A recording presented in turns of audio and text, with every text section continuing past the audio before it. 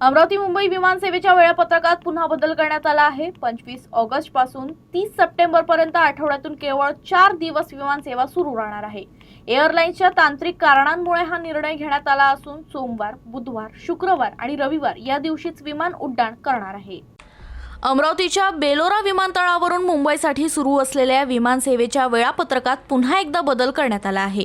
25 August ते 30 September 2026 या कालावधीत आता आठवड्यातून 4च दिवस अमरावती मुंबई विमान सेवा उपलब्ध राहणार आहे।